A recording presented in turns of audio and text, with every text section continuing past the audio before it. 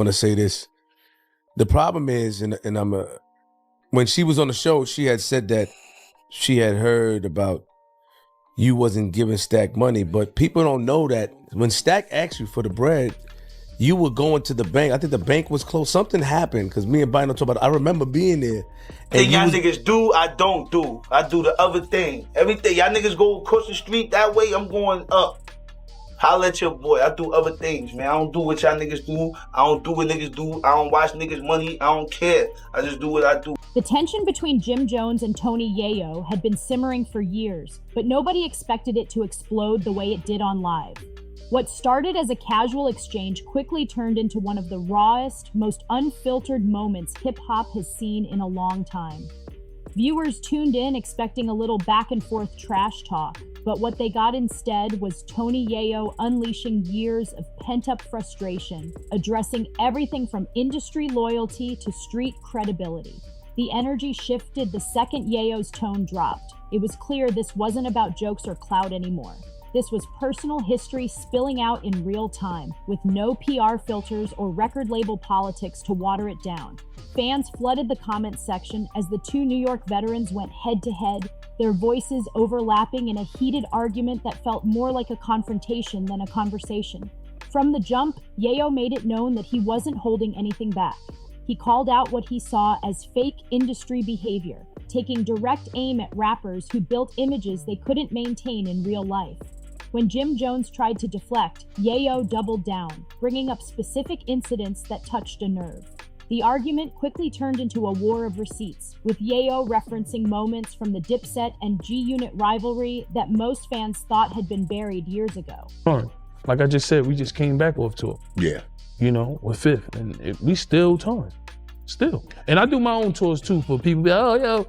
You see, I do my own tours. I did tours in Canada. I did a tour across the whole Germany and the Swiss Alps.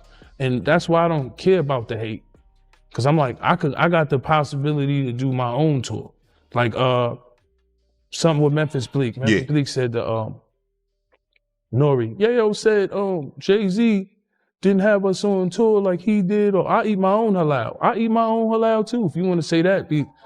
To Memphis Bleak, I just came off my last tour. All I'm saying is when you see Jay-Z in a setting, he never really, when he's doing a Beyonce show or whatever, you don't see Memphis Bleak on the stage and him being brought out. You know, even if I'm doing the hype man shit with 50, he's bringing me out. I'm making money. I'm going to. That's that man girl too. That's it. That's Hove's wife tour. Yeah, that's Hove wife tour. So I believe if Hove was out on his own, he would bring Bleak out. There is no need for him to bring Bleak in a situation where it looked like if this was last tour you're talking about with the Cowboy Carter. Right. Yeah. So to me, because I look at Bleak as a loyal guy, like I'm a loyal guy to Jay. But I look at like Fifth, my guy Hervé, one day we had TRL. And it's the young gun that's there. Yeah. And I'm talking to him about it. And Hervé says loud, you don't gotta worry about nothing. You got 50. Jay-Z doesn't do nothing for these guys like 50 does. And Hervé, I think he worked with them too. But he said that to me and that always stuck in my head. Rest in peace. But this time the tone was different. There was no playful banter, no nostalgia. It was raw, heated, and unfiltered. Yayo questioned loyalty, credibility, and who really stood tall when things got serious in the streets versus online. Every sentence carried the weight of history, reminding everyone that old wounds in New York hip-hop never fully heal. The live stream's comment section was chaos. Thousands of fans tuned in, dropping emojis, reacting to every jab, and debating who was really speaking the truth. Some sided with Yayo, saying he was finally exposing what many in the industry were too scared to say out loud. Others accused him of stirring up old drama just to make headlines. But what stood out the most was the tension in Yayo's voice. This wasn't just another rapper rant.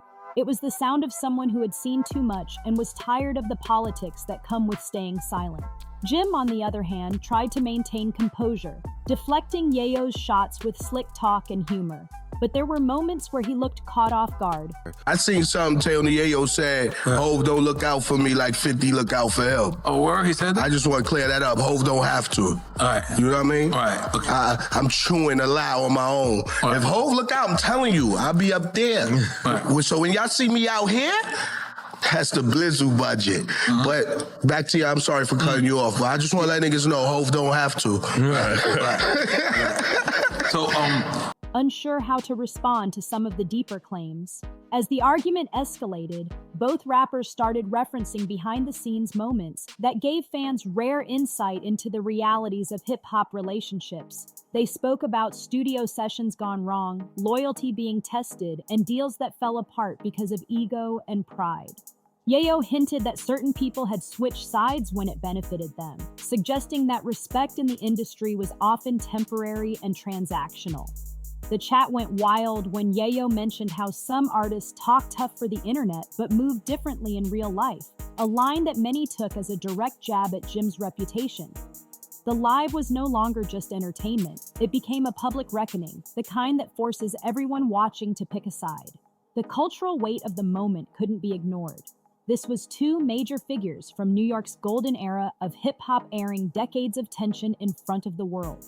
It reminded fans of the raw authenticity that once defined the city's rap scene, before social media algorithms and corporate sponsorships took over. There was something gritty and unfiltered about seeing two veterans speak their minds without label handlers stepping in to clean up the mess. It was pure New York energy, loud, emotional, unapologetic, and rooted in a code that the new generation rarely gets to witness. This is the difference between me and other niggas, right? Stack Bundles, one of my favorite rappers in the world. Rest in peace. Rest in peace. Right? Riot Squad. Rest in peace. Far Rock. Yep. You understand? Jim Jones, he had Stack Bundles, he had Max B. I looked at it like, wait, you know. Stack's Bundles had a portion was still in the hood. No disrespect to Jim Jones. Fifth had me in Battery Park. I could walk out that barefoot. Get the socks. See, that's when a nigga love you, nigga. You get the socks, nigga. Sneakers Dior, nigga. But I'm walking out there barefoot. That's when you know a nigga love you, boy. Because he making sure you don't get your shit split. Because you go back to 134, anywhere, Baisley, right, Brooklyn, pew, shit get split. Once I got shit, nigga shot my shit up. Bentleys and all that. Y'all can get that sneaker, just toss that over there. My shit's official. You know what I'm saying? Yo, look, but nigga put me in position. Rest in peace of Stack, but Stack got killed in the project with a Porsche. Yeah. Nigga, come on, nigga, I'm from the hood, nigga. Y'all niggas thought, nigga. I done been around the Black Justice and seen the Preems and all that, nigga. The E-Money bags, all that, nigga. The younger niggas under that. So with everything you Maserati Fox. Real nigga, huh? So with everything that you saw, what would you change? I just pray to God every time I leave the house. But what would you change? Change what? Pass the cup. I heard you talk about all the shit you went through, all the shit niggas is still going through. What God, listen, what God got planned for you is planned for you, brother. God already knows what's planned for you in life. God planned for you to come here and spaz on y'all niggas tonight. I spaz? I'm just saying, it was a plan. I mean, I do be on some Hollywood shit in Europe. I gotta stop. Yeah. Something like, yo, stop talking about Europe. I don't, like, when you come here, you gotta deal with niggas. Don't treat Vlad like that, bro. See how niggas is? See how no, niggas is, nothing with Vlad. He ain't treat Vlad like this. He ain't treat Vlad like this, have to do with Europe. When you go For many, this live wasn't just about Jim Jones and Tony Yayo.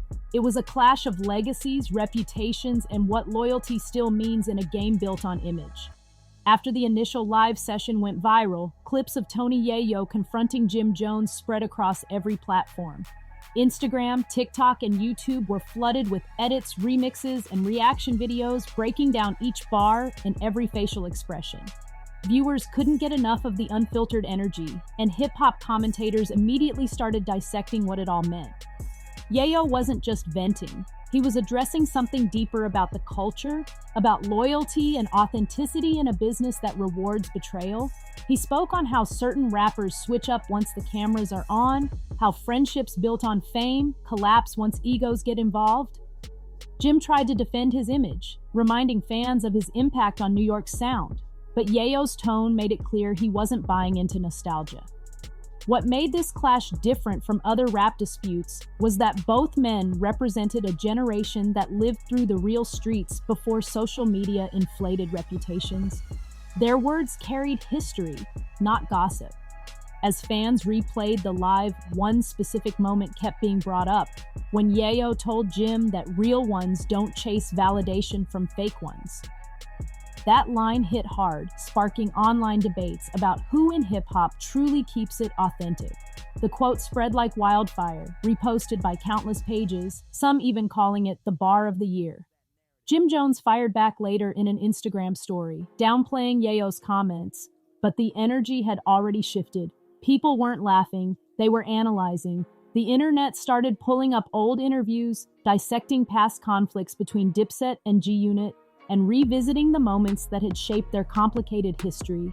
Suddenly, the conversation wasn't just about two men arguing. It was about a city's legacy and the pride tied to it. By the next morning, multiple outlets had reported on the confrontation, turning it into one of the most discussed moments in hip-hop that week.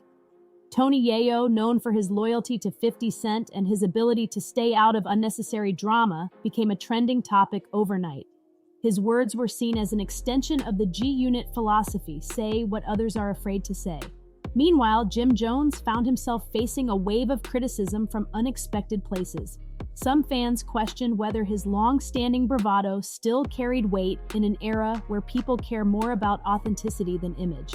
Even rappers from outside New York began chiming in, offering their takes on the situation and adding more fuel to the fire. Behind the scenes, insiders claimed that people close to both camps were trying to de-escalate the situation. Was going to give him more money after the money he spent because we was on tour. He like, geez, I spent all that tour money, geez, on Pop, a bucket. Whatever he did, brought another Porsche, BMW. He like, yo, Pop, geez, you said closed mouth don't get fed, geez, I'm Pop, geez, I'm hurting. It's a fact. And when I told him, I said, yo, go get 25 grand from the bank tomorrow. He like, oh, yo, what's up with that Wrangler truck? I'm like, I left that shit in Brooklyn. I don't even want that shit. I don't even know what block it's on. Matter of fact, it's by the car shop where I got the Maserati from. He like, you let me get that, geez. I'm like, go take it. You probably got to get a new key. He like, oh, I'm going to go get that tomorrow, geez. You different, geez. And we all know the rest of the story. Why do you think that people have this misconception of what happened? Why do you think even her? Why do you think that? Where did that come from? Nobody likes to hear the truth. Because we were there. Bino get mad all the time. And he gets offended. And he was one of the people that called me. He was like, that's not true. They think that, what they think is that Stack asked you, he told you he wanted to leave.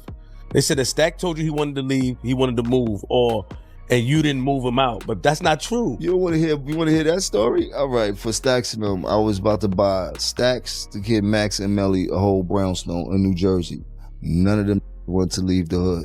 And I was not about to waste my money. And that was what I offered them. I went shopping for the shit and all that type of shit. Yeah, we remember that, right, Bass? We remember that. Shout out to Bass. I remember the conversation. And I'm like, yo, you bugging. You want to, like, you could go to the hood every day, but you're going to be living in Jersey. Like, you're going to be living better than, like, you heard? And you don't have to worry about paying for no rent or nothing like that. I'm just trying to get you niggas out the hood. Melly, too. Melly ended up getting shot, right? Like none of these would listen, and everything that happened that you know can happen in the hood end up happening and shit like that. You know what I mean? But everything to try to protect them for what I know could have happened to them, I tried. You heard? From getting all of these cars to getting all these everything. You can imagine everything. Private jets, Miami, hundreds of thousands in one weekend, 2 tour buses at Atlanta. Like, cannot front on how I had my boys moving. And I'm only talking about this because you was there and you and Stacks were best friends, were Bino, a couple others and like that. Other than I don't even talk to people about Stacks and what went on, but we was sending out. It was not on our level when we was moving. And several mutual acquaintances reportedly reached out to prevent the argument from turning into something bigger, but it was too late. The story had already taken a life of its own. What made it more explosive was how naturally it unfolded. This wasn't a planned publicity stunt or a scripted exchange. It was 2 men from rival crews speaking their truth in real time. The authenticity made it impossible to ignore, and the internet rewarded it by keeping the topic alive for days. Hip-hop fans crave realness, and this moment reminded everyone what that looked like. Raw emotion, history, and accountability all colliding on one live stream. While both artists have built impressive careers, their paths couldn't be more different. Jim Jones embraced the role of a hustler turned entrepreneur, constantly reinventing himself, while Tony Yayo stayed loyal to his roots, representing a street mentality that refuses to bend for fame. That contrast defined the confrontation. When Yayo challenged Jim on who still moves with integrity, fans saw more than an argument. They saw a mirror reflecting hip-hop's internal struggle between the new industry mindset and the old-school code. It was a reminder that fame and respect are not the same thing, and that even after decades in the game, reputations can still be questioned in a single live session. The aftermath of the showdown was just as explosive as the live itself. Within hours, social media turned the argument into a battleground. Memes, debates, and think pieces flooded every platform, and fans split into two camps, Team Yayo and Team Jim. Both sides came with receipts, replaying moments from their careers and highlighting quotes that supported their stance. Well, a lot of, me from the hood, so people look at Bleak and don't understand the business he's doing. They always look at Jay like, oh, yeah. But that's why you got like Yayo talking about, Jay don't take care of. I don't need Jay to go on tour. You'll smoke hard coke, Yo, chill. You look like you need to be taken care of. You look like you need to go to the dentist. You need to look like you need to brush your teeth. You look like you need hygiene. You look like you need help. Tell your man 50 send you an ounce or something, You do need You that might help. need 2 ounces, nigga. That's why Paid you in full looking to movie. see. Nigga. I got a G for every bump in your face, nigga. I promise you that, nigga. That's I a promise fact. you that, nigga. That's why he worrying about Peon, you broke, nigga. You know See? I got it, nigga. What's up? The Ain't bag nobody- is up. The both side. Hey, yo. Hey, Flea, where the both sides, Flea? Let me finish that off. Ain't nobody taking care of over here, B. Yo, nah, you good, my nigga. I fucking love it. They deserve it. They need to hear this shit, man, because they bugging out here. All these niggas worrying about who taking care of who. We take care of we. Ain't no who nigga. take care of who, nigga. You know who doing it. We live. Us, we getting the money. gangway, nigga. We take You care feel of me? everybody, nigga. We take care of each other, nigga. That's a You heard? fact, my G. But linking back up with you, Jim, we missed out on a lot of opportunity, bro. But we ain't gonna miss it out going forward. Nah, we need to man. put some pain together, Time bro. Don't lie. Hip-hop podcasts and radio shows dedicated entire segments to breaking down the feud, framing it as a modern reflection of how the old-school New York hierarchy is shifting. What stood out most was the respect Yayo's words commanded. Not because they were flashy, but because they cut through the surface and hit at the core of what hip-hop was built on: authenticity, respect, and accountability. In the days following, Tony Yayo took to another live session to clarify his stance. He explained that the conversation wasn't about tearing anyone down, but about addressing the truth. His tone was calm but direct, and it only added to the narrative that he was speaking from principle, not emotion. Still, the damage was done. Jim Jones responded with subtle jabs in interviews, laughing off the incident while dropping coded lines that hinted he wasn't letting the situation go unnoticed. The back and forth continued to fuel headlines, with fans speculating whether this could reignite the long-dormant G-Unit versus Dipset rivalry. While no official diss track surfaced, many believed it was only a matter of time before the tension spilled back into the music. Industry insiders began weighing in, suggesting that the confrontation had deeper implications for New York rap. The argument symbolized a generational divide between those who still value street credibility and those who have transitioned into entertainment moguls.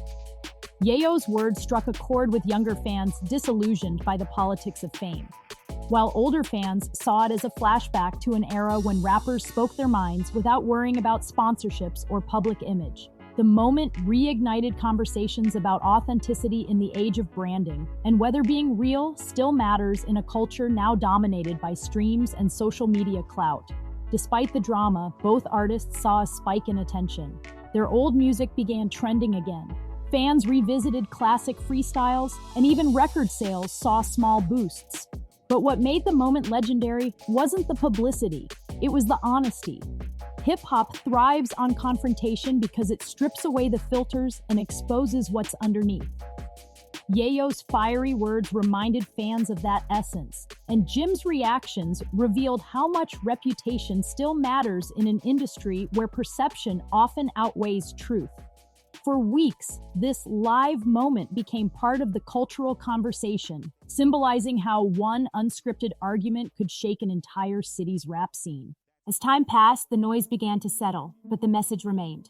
The encounter between Jim Jones and Tony Yayo served as a reminder that old-school principles still hold power in hip-hop, and that even in an era of polished PR statements, raw truth resonates the loudest. It was more than entertainment. It was a statement about how authenticity refuses to die, even when the culture tries to silence it. Whether or not they ever reconcile, the legacy of that live session will stand as a moment where two veterans reminded the world what unfiltered New York energy sounds like. In the weeks following the viral moment, the energy surrounding the feud refused to fade. The streets were talking, blogs were buzzing, and barbershop debates reached new heights. Every outlet that covered hip-hop had something to say. From podcasts breaking down the timeline of their relationship to veteran rappers weighing in with stories from the early 2000s. Some insiders claimed that Yayo had touched on truths too uncomfortable for the industry, while others believed the tension was a reflection of how fame and power shift over time. The argument had peeled back layers of New York rap politics, exposing grudges and silent rivalries that had been simmering beneath the surface for years. It wasn't just a random online argument, it was a flashpoint in the continuing story of what happens when loyalty, ego, and legacy collide. Behind closed doors, both camps reportedly took steps to control the narrative. Jim Jones's team focused on business ventures and public appearances to redirect attention, while Tony Yayo maintained his stance, refusing to walk back anything he said. Yayo's straightforward approach earned him newfound respect, even from artists who once viewed him as 50 Cent's enforcer rather than a voice of reason. Meanwhile, Jim Jones doubled down on representing Harlem's entrepreneurial spirit, dropping motivational content and reminding fans of his long-term success. The two moves represented two sides of New York's identity, one rooted in legacy and loyalty, the other in evolution and hustle. But fans still wanted answers. Would the tension escalate into music? Would old alliances crumble? Or was this simply the kind of friction that hip-hop thrives on? The debate continued, but one thing became clear. Both men had reignited the kind of energy that made New York the center of rap culture.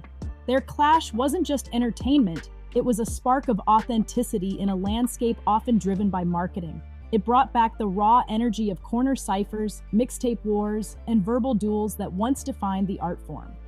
For a new generation of listeners who only know hip-hop through algorithms, this moment was a lesson in realness. And that's why this moment will be remembered, not just as a viral clash, but as a cultural spark reigniting the spirit of accountability in rap. Stay tuned, because in hip-hop, these stories never end where they start. Don't forget to like, share, and subscribe to Urban Bars for more breakdowns of the biggest feuds, wildest live moments, and real industry drama shaking the game right now.